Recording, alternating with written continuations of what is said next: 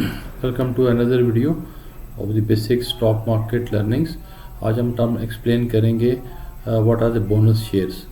Bonus shares are class of the shares जो कि company अपने एग्जिस्टिंग शेयर होल्डर्स को इशू करती है और फ्री ऑफ कॉस्ट इशू करती है। इसके लिए कोई चार्जेस नहीं लिए जाते। ये बोनस होता है कंपनी की तरफ से अपने एग्जिस्टिंग शेयर होल्डर्स को।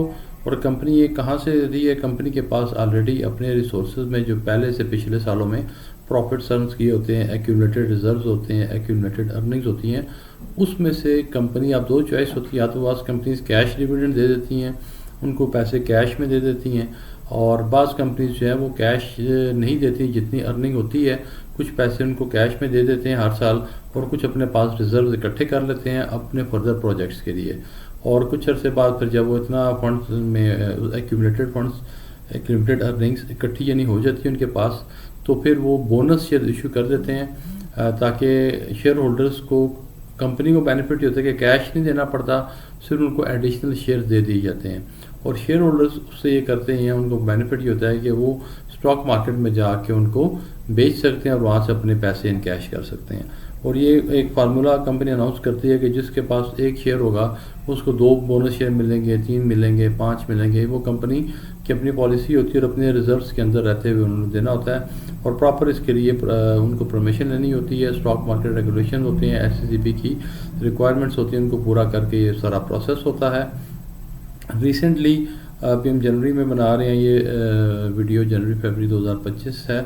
तो मारी पेट्रोलियम है जिसका नाम अब मारी एनर्जीज हो गया, उन्होंने तकरीबन सितंबर के अंदर ये बोनस शेयर इशू किए थे। एक बहुत फेवरेट केस है मार्केट का, और मार्केट को समझने के लिए, बोनस को समझने के लिए बहुत अच्छी एक वो केस स्टडी है कि उन्होंने 1:8 का दिया था कि जिसके पास एक शेयर है उसको 8 bonus share additional free of cost मिलने थे।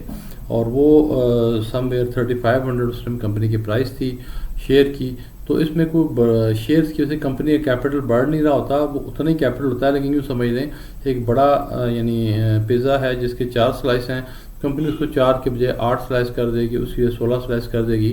तो हर के पास जो हिस्सा है वो उतना ही होगा, लेकिन उसके छोटे छोटे पीसेस में डिवाइड हो जाएगा।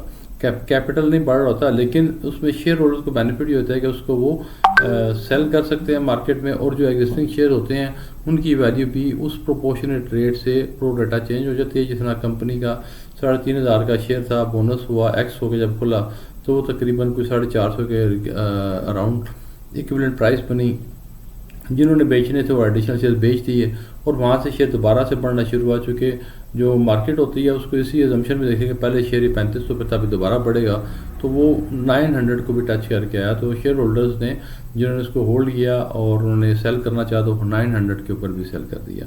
तो यानी द बोनस शेयर का आइडिया ये है कि ये वो शेयर होते हैं जो कंपनी अपने एग्जिस्टिंग शेयर होल्डर्स को फ्री ऑफ कॉस्ट देती है और अपने एग्जिस्टिंग रिसोर्सेज से देती है।